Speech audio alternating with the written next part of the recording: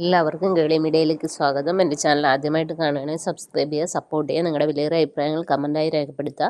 അപ്പം നമുക്ക് ഇഷ്ടമെന്ന സീരിയലിൻ്റെ എപ്പിസോഡിലേക്ക് പോയാലോ. എപ്പിസോഡ് തുടങ്ങുന്നത് തന്നെ സ്വപ്നവല്ലിയുടെ വീട്ടിലെല്ലാവരും ഇങ്ങനെ വെയിറ്റ് ചെയ്യാണ്, വിനോദിന് വേണ്ടി വെയിറ്റ് ചെയ്യുകയാണ്.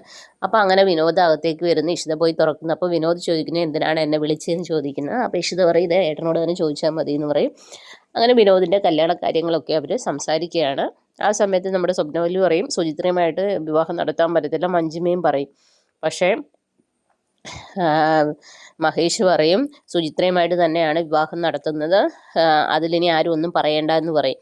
അങ്ങനെ പിന്നെ നമ്മുടെ രാമൻ പറയും സ്വപ്നവല്ലിയോട് നീ കുഞ്ഞുങ്ങളുടെ ഭാവിയാണോ നോക്കുന്നത് അതോ വേറെ എന്തെങ്കിലും ആണോ എന്ന് പറയും. നീ നന്നായിട്ട് ആലോചിക്കാൻ പറയും. അങ്ങനെ ഇത് കേട്ട മഞ്ജിമ ഇറങ്ങി പോവും. സ്വപ്നവല്ലിയും ആലോചിച്ചിട്ട് വരാമെന്ന് പറഞ്ഞ് അകത്തേക്ക് പോവുകയാണ്. അങ്ങനെ അവരുടെ കല്യാണമൊക്കെ ഫിക്സ് ചെയ്യുകയാണ്. ഇതേ സമയത്താണെങ്കിൽ നമ്മുടെ ഇഷിതയുടെ വീട്ടിലാണെങ്കിൽ അച്ഛനും അമ്മയും ഇങ്ങനെ സംസാരിക്കുകയാണ്. ഇനി സുചിത്രയുടെ ഭാവി എന്താ, അവർ കല്യാണത്തിന് സമ്മതിക്കുമോ എന്നൊക്കെ ഇങ്ങനെ ആലോചിച്ചിരിക്കുന്ന സമയത്താണ് നമ്മുടെ ഇഷിത അങ്ങോട്ടേക്ക് വരുന്നത്. അപ്പോൾ ഇഷിത പറയുന്നു മഹേഷ് ഇതിന് സമ്മതിച്ചു, മഹേഷ് ഉറപ്പിച്ചെന്നൊക്കെ പറയുന്നു. അപ്പോൾ പറയുന്നു മോളെ എല്ലാം ഒന്ന് കലങ്ങി തെളിഞ്ഞല്ലോ എന്നുള്ള രീതിയിലൊക്കെ പറയുകയാണ്. അപ്പോൾ പിന്നീട് വിനോദ് മഹേഷിനോട് പറയുന്നുണ്ട് ഇനി ഇതിൻ്റെ പേരിൽ നിങ്ങൾ ഇനി വഴക്കൊന്നും കൂടരുതെന്ന് പറയുന്നു. അപ്പം മഹേഷ് പറയുന്നു ഞങ്ങൾക്ക് വഴക്കൊന്നുമില്ല, നീ ഇഷിതയോട് തന്നെ ചോദിക്കാൻ പറയുന്നു. അപ്പം മഹേഷ് പോയി കഴിയുമ്പോൾ വിനോദ് പോയി കഴിയുമ്പോൾ ഇഷിത ചോദിക്കുന്നു ആരാ പറഞ്ഞത് പിണക്കമൊന്നും ഇല്ലെന്ന് ഉള്ള രീതിയിലൊക്കെ ഇങ്ങനെ പറയുകയാണ്. പിന്നീട് നമ്മുടെ വിനോദും സുചിത്രയും ഇങ്ങനെ പുറത്ത് നിൽക്കുന്ന സീനാണ് കാണിക്കുന്നത്. അപ്പോൾ അവർ ഔട്ടിങ്ങിന് പോകാൻ വേണ്ടി തുടങ്ങുകയാണ്. നമുക്ക് ഇഷ്ടം കൂടാമെന്ന് പറഞ്ഞ് അവരുടെ ജീവിതം തിരികെ കിട്ടിയ സന്തോഷത്തിൽ അവർ ഒരു യാത്ര പോവുകയാണ്.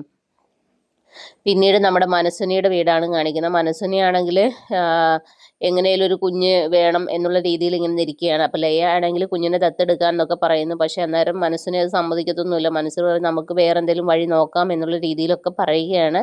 അപ്പോൾ ലയയാണ് വല്ലാത്തൊരു സ്റ്റേജിലാണ്.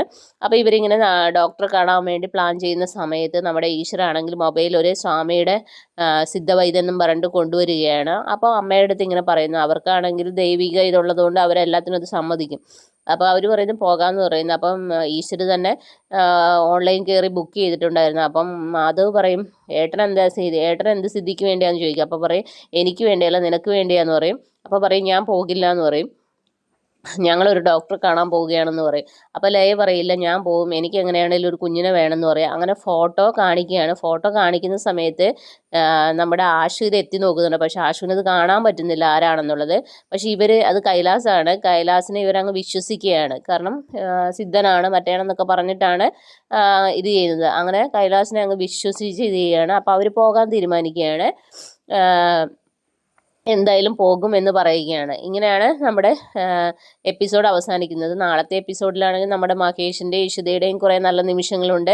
പിന്നീട് ഇവർ ആശ്രമത്തിൽ പോകുമ്പം കൈലാസല്ലേ കൈലാസിന് മനസ്സിലാവും ഇവരെ. അങ്ങനെ ഇഷിതയുടെ പേരിലേക്ക് എല്ലാം ഇട്ടുകൊടുക്കുകയാണ്. ഇഷിത കാരണമാണ് കുഞ്ഞില്ലാണ്ടായി എന്നുള്ള കാര്യങ്ങളൊക്കെ പറയുകയാണ്. അപ്പോൾ ഇവർ വന്ന ഉടനെ നമ്മുടെ മനസ്സിനെ ആണെങ്കിൽ ആശുവിനെ അടിക്കുന്നു.